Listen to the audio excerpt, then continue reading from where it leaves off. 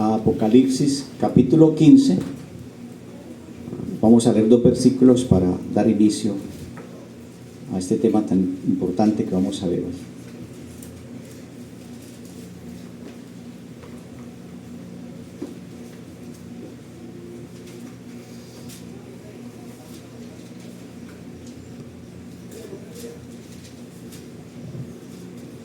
A pedirles por favor nos pongamos de pie para leer estos pasajes de la palabra de nuestro Dios.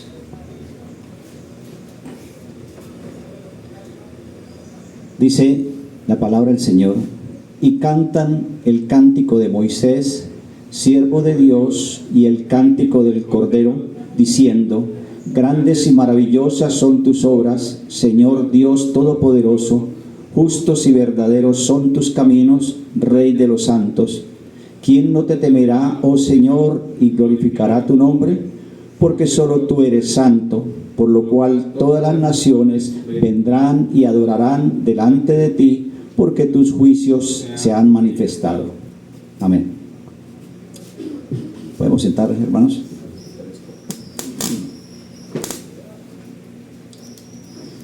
Hoy vamos a hacer un resumen del capítulo 22 de nuestra confesión, que tiene que ver con la adoración y del día de reposo. Entonces vamos a hacer un recuento de este pasaje tan importante, como todos los pasajes de la confesión, pero hoy vamos a ver este resumen. Al ver el tema central, que es el culto y el día de reposo en este capítulo, nosotros como cristianos tenemos que entender la alta dignidad del culto a nuestro Dios y esa dignidad que también hay para el día del Señor. Por lo tanto, si estas dos cosas, el culto y el día del reposo, son tan dignos, no deben ser una carga para un cristiano, no deben ser una carga para nosotros. Porque si es digno y es dado por Dios, por nuestro Dios, por lo tanto debe ser un gozo para nuestra vida. Debe ser un gozo obedecerlo. Debe ser un gozo venir a la iglesia. Debe ser un gozo participar del culto. Debe ser un gozo disfrutar con el Señor del día de reposo. Eso es lo que nos invita este pasaje. Vamos a ver este resumen en 2 puntos. El primer punto: Dios es el centro de toda adoración. Dios, por lo tanto, es el que establece cómo adorarle a Él. Por eso Dios, ser de perfecta y absoluta e infinita perfección, creador, dueño y Señor soberano, preservador y benefactor generoso de toda la creación y de todas sus criaturas, es gobernador moral absoluto de todos los agentes morales, de todos los hombres. Y Él establece cómo se debe adorar, cómo se debe alabar, cómo se debe dar gracias a Él, cómo se debe pedir y cómo se debe obedecer y servirle a Él. Todas estas cosas Él da la forma de hacerlas para que sean agradables a nuestro Dios. Entonces, esto que estoy manifestando es evidente en el hecho de que ha sido instituido por Dios para que sea una forma correcta de adorarle, de servirle, y ha sido testificado universalmente a través de todos los años, por todas las naciones y en todos los tiempos, por todas las iglesias que han habido desde la era apostólica. Por tanto, este mandato, esta orden que ha dado el Señor respecto a su culto y al día de reposo, han sido aceptados universalmente en todas partes, en todos los lugares donde se ha predicado la palabra de nuestro Dios. Entonces, si Dios ha prescrito de modo aceptable cómo le debemos de adorar, cómo le hemos de servir, sería una ofensa a Él poner en práctica un método inventado por el hombre, por nosotros los hombres, y descuidar el método establecido por Él. Por eso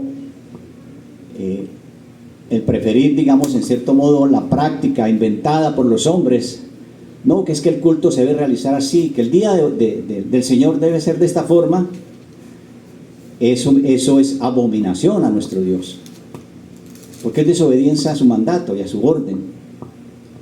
Por eso tenemos que ceñirnos a lo que está establecido en la palabra de nuestro Dios, que es la palabra para guiarnos, dirigirnos y para entender qué es lo que debemos hacer y hacerlo correctamente. El culto divino que se realiza a nuestro Dios se debe ofrecer entonces al Padre, al Hijo y al Espíritu Santo. Y aunque son tres personas distintas, cada una es el mismo en el sentido de que un Dios supremo, un Dios único.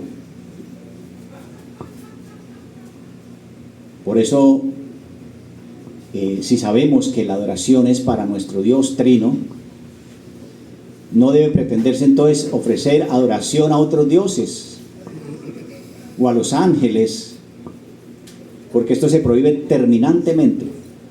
En la palabra de nuestro Dios está terminantemente adorar a otro ser, a otra creación, a otra criatura que no sea Dios mismo. Vamos a Éxodo 20, 3, 5, que nos habla de esto.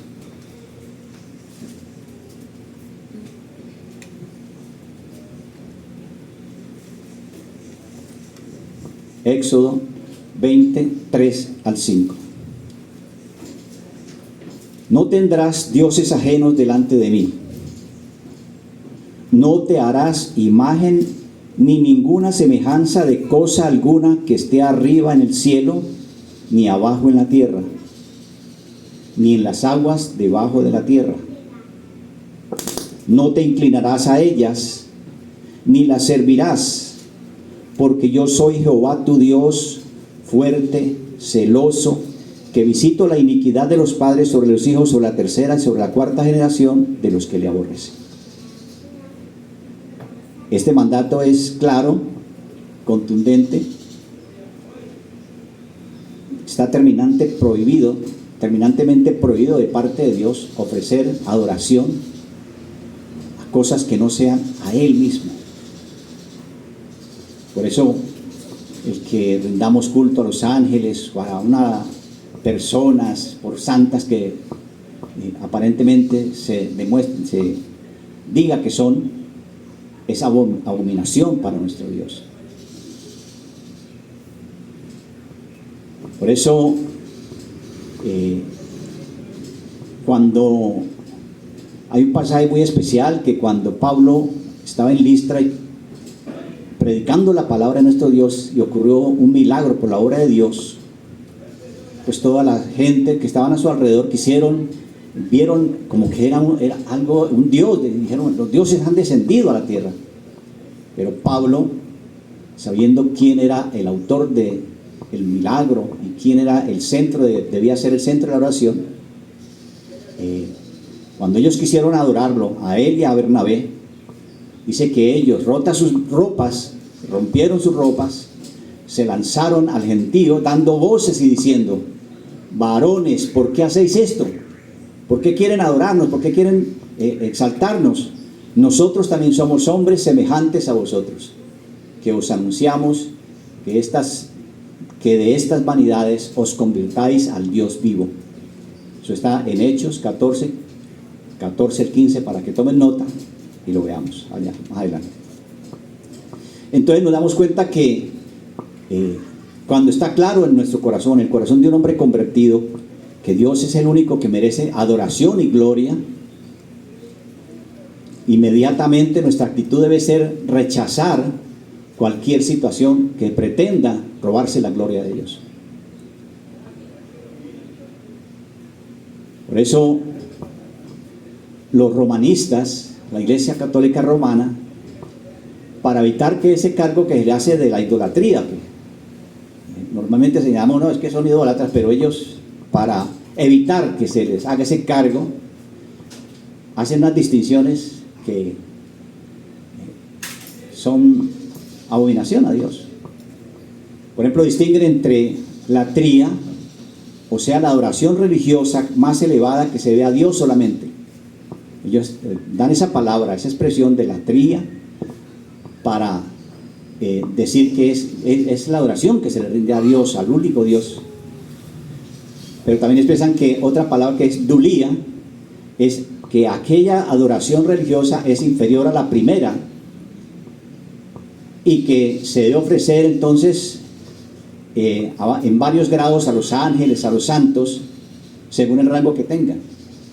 O sea, ellos hacen esas expresiones para evitar que se les diga, no, es que ustedes están haciendo, no, es que esta es una oración diferente, es el menor grado.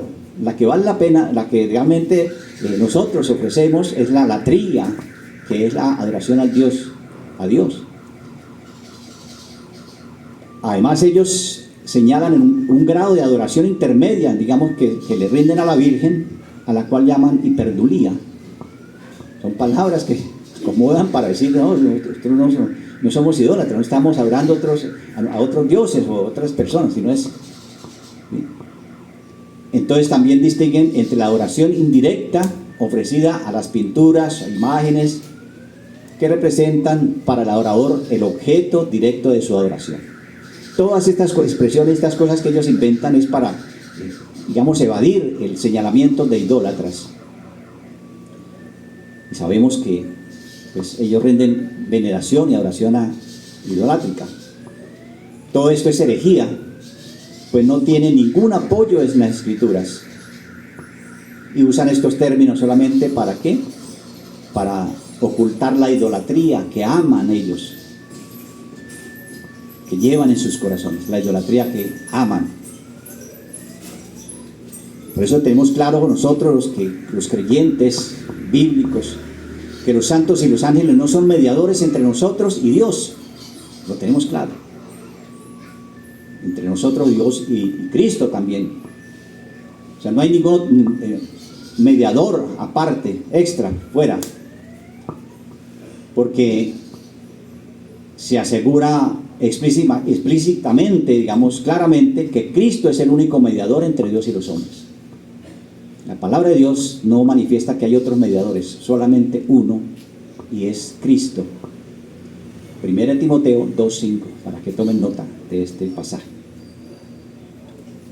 Cristo desempeñó y desempeña toda lo concerniente al oficio mediador, como lo hemos visto tantas veces, pero es importante volverlo a recalcar. Tanto en la tierra como en el cielo es nuestro mediador. Vamos a Hebreos capítulo 9, versículo 24.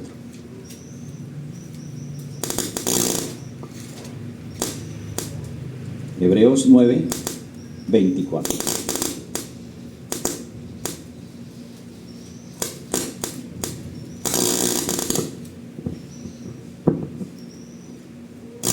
Dice la palabra de nuestro Dios: porque no entró Cristo en los lugares santos hechos con manos que son, porque no entró Cristo en los lugares santos hechos con manos que son figuras de los venideros, sino en el cielo mismo, para presentarse ahora por nosotros en la presencia de Dios.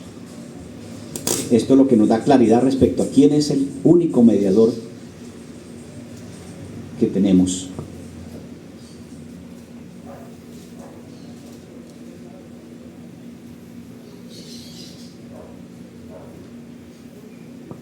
Si por lo tanto hubiera necesidad de más mediadores, como falsamente si se trata de dar esa información, entonces no podrían desempeñar ese oficio esos santos que supuestamente pueden ser mediadores. ¿Por qué? Porque por un lado están ausentes. Supuestamente los santos que han muerto son los que pueden ser mediadores, pero es falso porque están ausentes. No pueden oírnos cuando clamamos. Son dependientes totalmente de Dios. No pueden ayudar a otros.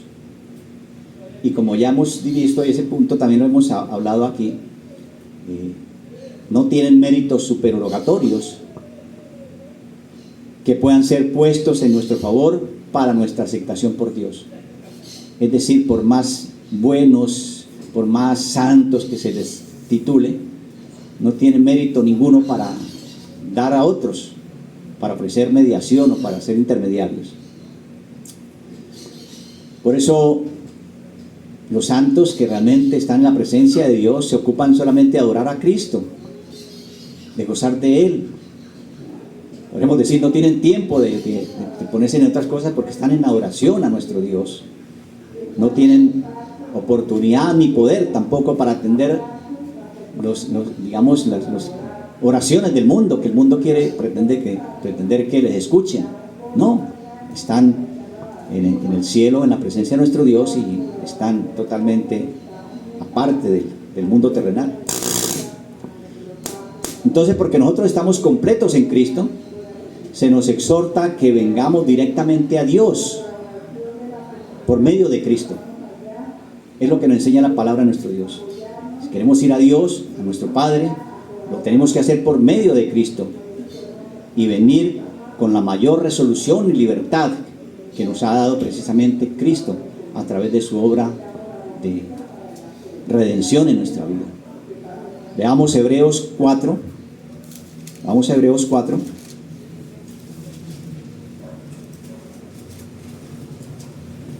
...15 y 16... Porque no tenemos un sumo sacerdote que no pueda compadecer de nuestras debilidades, que no se pueda compadecer de nuestras debilidades, sino que uno que fue tentado en todo, según nuestra semejanza, pero sin pecado. Acerquémonos pues confiadamente al trono de la gracia, para alcanzar misericordia y hallar gracia para el oportuno socorro. Más claro no puede ser. Perfectamente claro hay la expresión que da Dios para que entendamos que no hay otro mediador y que solo Cristo es nuestro único mediador. Entonces, digamos, entendiendo esto, la mera sugestión de suplantar, digamos, la obra de Jesucristo y con la de otros mediadores, eso es una actitud totalmente pecaminosa. Querer buscar acercarnos a Dios por medio de otros es totalmente pecaminoso, porque solo hay un medio y es Cristo, es nuestro único mediador. Y eso sería pecaminosamente intentar derogar la obra que Cristo hizo en la cruz, la obra de redención, nada más ni nada menos, imagínense. Ahora, con respecto a la oración, Dios le pide la oración de todos los hombres. Esto es absolutamente verdadero, pedido aún de los gentiles que no conocen a Dios. Dios pide a todos los hombres que oren y que busquen a Dios. Y de los hombres también no regenerados, los gentiles que no han sido tocados por Dios en la salvación. Pero Él les pide que oren a todos los hombres. Es un mandato universal. Aunque ellos sean incapaces de orar, digamos, en forma agradable, en forma correcta a Dios, o porque, digamos, no tengan conocimiento de las verdades morales, o porque no tengan la capacidad de hacer lo recto. Por eso el deber de orar es una obligación natural que nace de nuestras relaciones naturales con Dios, algo que está ahí implícito en el corazón del hombre desde el comienzo de la creación, y es manifestada por nuestra conciencia y es prescrita por las Escrituras a todos los hombres indistintamente. 1 Tesalonicenses 5:17, para que tomen nota. Y vemos un caso más concreto en Hechos 8, 22 y 23. Hechos 22 y 23.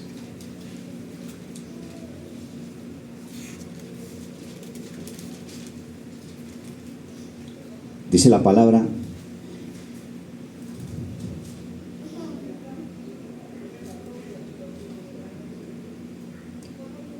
perdón,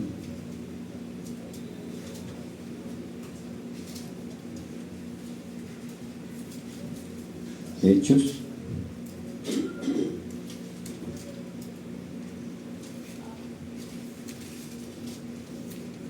Ocho, 22 y 23.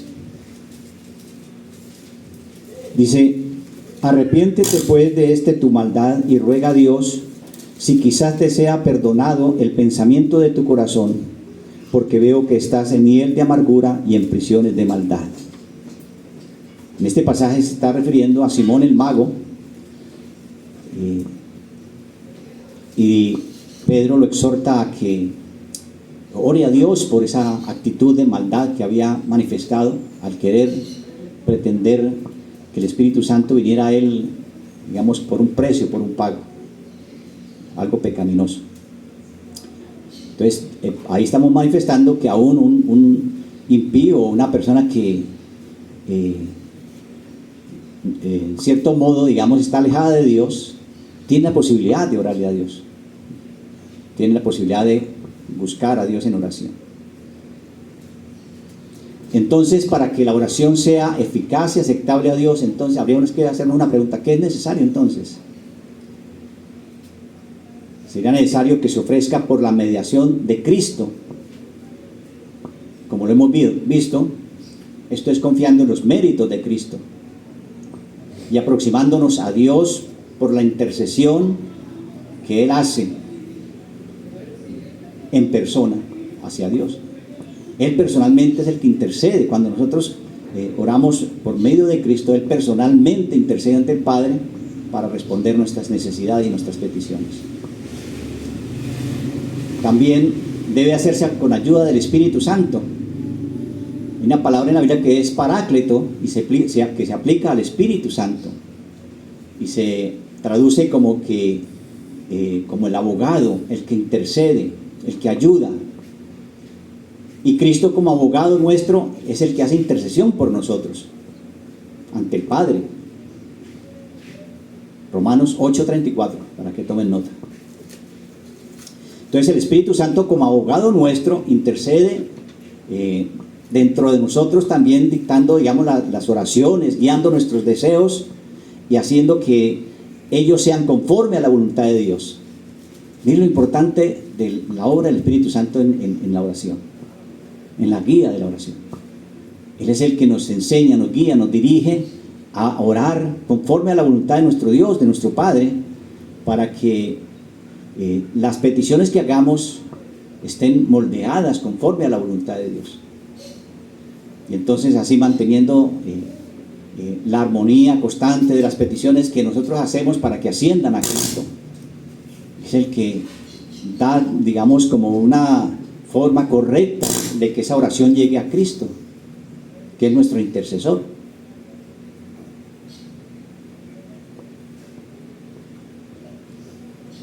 El Espíritu Santo entonces aboga dentro de nosotros, y por eso es esencial en la oración, esa oración que es aceptable, que la oración se ofrezca con reverencia a causa de la majestad y las perfecciones morales de Cristo, de Dios.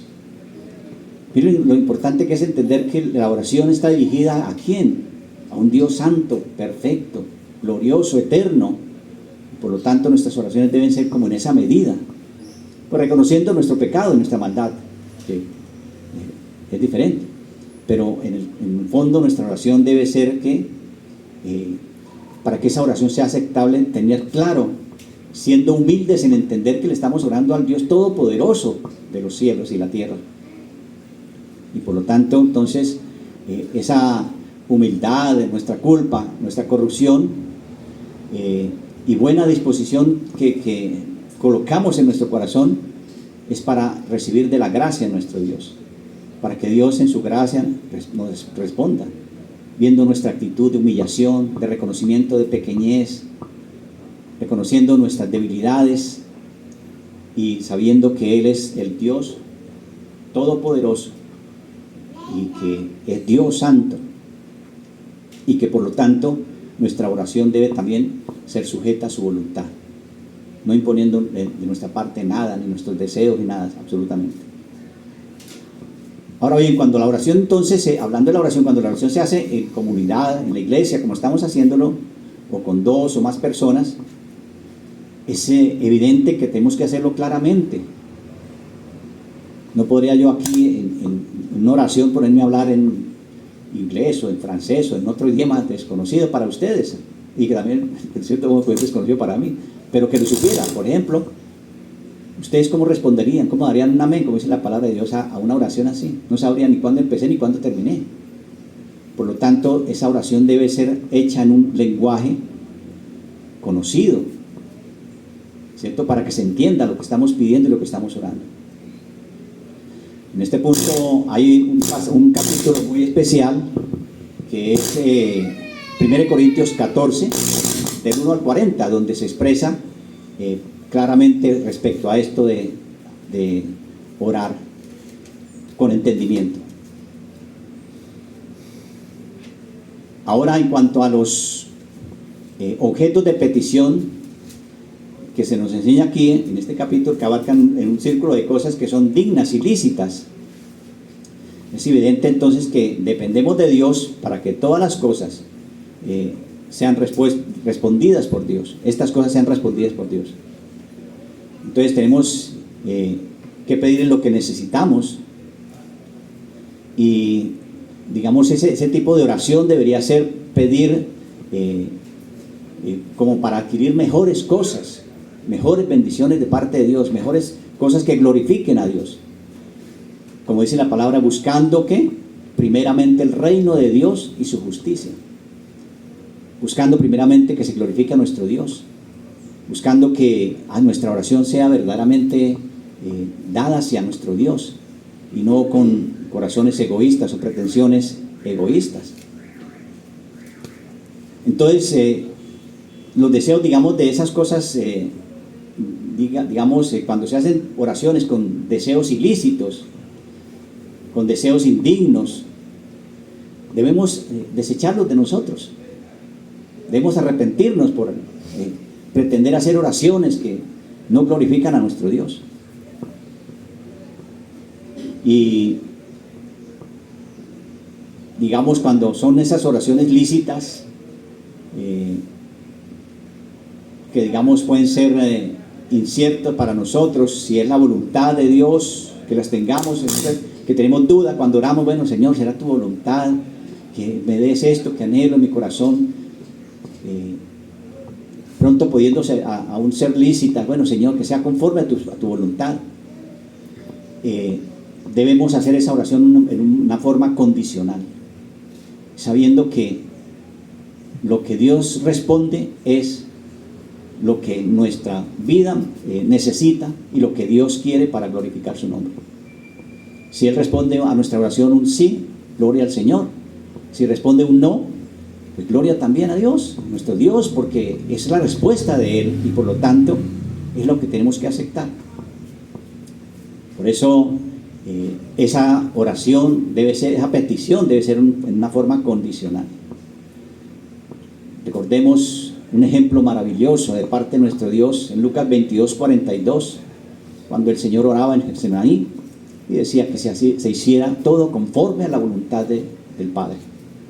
Así debe ser la medida de nuestra oración también. También tomemos nota, 1 Juan 5:14, que se refiere a que si pedimos alguna cosa conforme a su voluntad, Él nos oye. Y si Él nos oye, si es conforme a su voluntad, tenemos las respuestas que necesitamos de Él.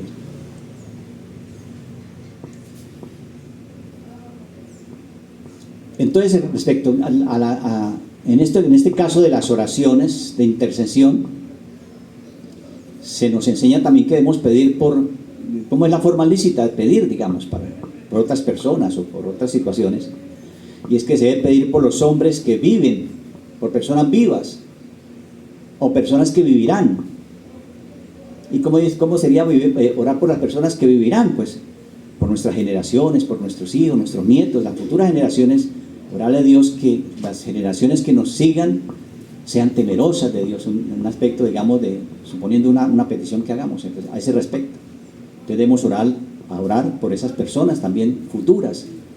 Debemos orar por personas que vivas también. En el caso de que, por ejemplo, manifiesto de cuáles son las personas vivas, las autoridades, por ejemplo. ¿cierto? Por las autoridades debemos orar. Son personas vivas que están actuando y se están manifestando en el mundo, y debemos orar por ellas porque la Biblia nos invita a eso.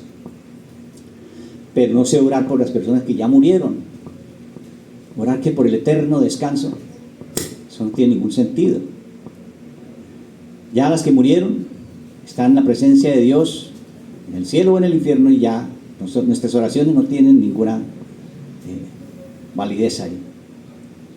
También se nos enseña en la Biblia que debemos orar, no debemos orar por las personas que han cometido pecado imperdonable, ¿cierto? ¿Y cuál es ese pecado imperdonable? Es decir, las personas que rechazan voluntariamente y deliberadamente la verdad del Evangelio de Jesucristo. Una persona que es declarada enemiga de Dios, pues ya, ¿cómo vamos a orar por esas personas que ya definitivamente son apóstatas y negligentes en la verdad de Dios? Cuando rechazan la verdad de la salvación, la verdad del Evangelio, la verdad aplicada por el Espíritu Santo, esas actitudes no merecen nuestra oración. Ahora vamos a ver un segundo punto, la adoración en el culto del día del Señor. Entonces Dios como ya tenemos claro, Dios ha ordenado la forma en que se le adore.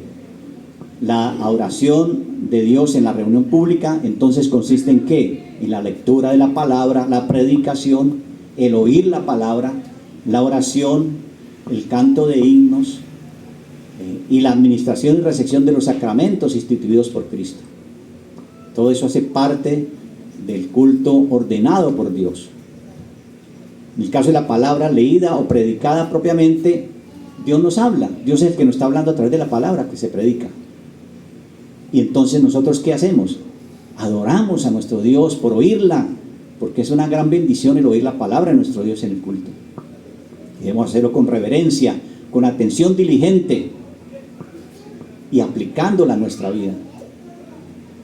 Que el Espíritu Santo aplique a nuestra vida esa enseñanza que estamos recibiendo de parte de nuestro Dios, porque es la palabra de Dios, aplicándola y obedeciéndola.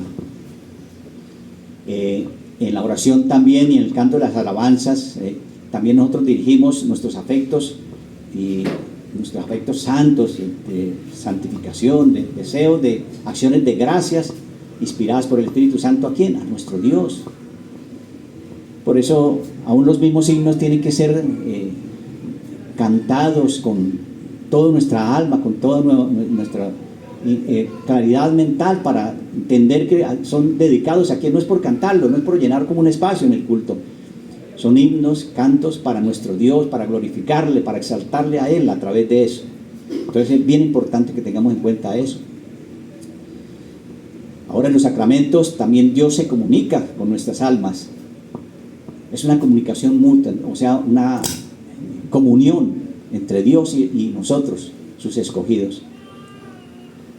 Entonces cuando estamos en el culto, y cuando se hace el culto, digamos, cuando Dios acepta el culto, entonces no depende de los rituales, de la imaginación, que no tiene ningún fundamento bíblico, ni tampoco de la santidad, de que en este lugar no es que es la iglesia, aquí está, este lugar es como, siento como que es santo, como, no es eso. No es la santidad del lugar, no es digamos, el sitio. Digamos, en el Antiguo Testamento estaba, digamos, en cierto modo limitado a hacer oración y a asistir al culto era en lugares establecidos. Eran lugares que Dios había determinado para personas, para tiempos. Están determinados por Dios para eso, para que le adoraran. Ahora es diferente.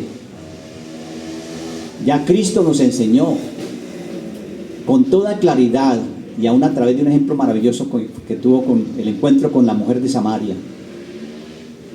Juan 4:20 al 24 se habla de eso, ¿recuerdan? El encuentro que tuvo con la samaritana, y cuando le recalca que ya no se adora en un lugar específico, sino son adoradores, los cuales deben adorar, y se adora en cualquier lugar. Entonces, la aceptación del culto depende de que sea acompañado y fundado ¿en qué? en la palabra de Dios y sin adulteración absoluta en otras cosas que no manda Dios. Esa es la aceptación, el culto que acepta nuestro Dios. Además del culto público en la congregación, también es indispensable una cosa importante para cada uno de nosotros, cuando lo hacemos también a solas y en secreto, cuando vamos a orar y a buscar a nuestro Dios en esa oración y en ese culto que rendimos a nuestro Dios, cuando lo hacemos en familia, cuando se ore y se dé tributo y culto a nuestro Dios en secreto, como lo recomienda Dios, lo recomienda el Señor Jesús, también es importante que lo hagamos. Por eso es un deber de cada uno de nosotros, o especialmente los padres o las madres que tienen hijos y madres que no tienen a su esposo, que sea creyente, deben también hacer ese culto en su hogar, en su casa. Emplear un tiempo en esa oración, en la lectura de la Biblia, meditar la palabra, en hacer estudio de la palabra de nuestro Dios. Es un tiempo que tenemos que tener también en nuestros hogares. Ahora, con respecto al día del Señor, respecto al día del descanso,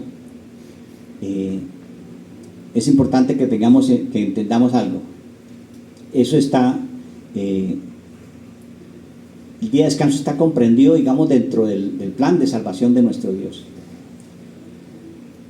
Por un lado, el descanso, el día de descanso, tiene por objeto que guardar la memoria, el memorial del hecho de que Dios creó al mundo, ¿cierto? Génesis nos dice que el séptimo día Dios descansó después de haber creado todas las cosas. Vamos a Éxodo 20:11.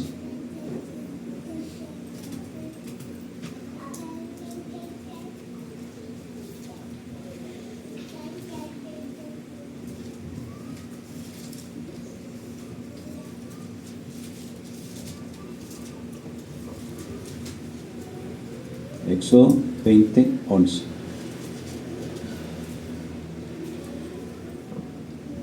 Porque en 6 días hizo Jehová los cielos y la tierra, el mar y todas las cosas que en ellos hay, y reposó en el séptimo día. Por tanto, Jehová bendijo el día del sábado y los santificó.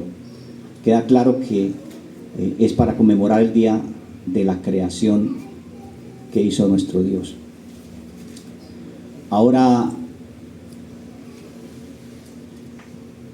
tengamos claro que entonces también Dios ahora lo instituyó como el día y el tiempo que debemos utilizar para el descanso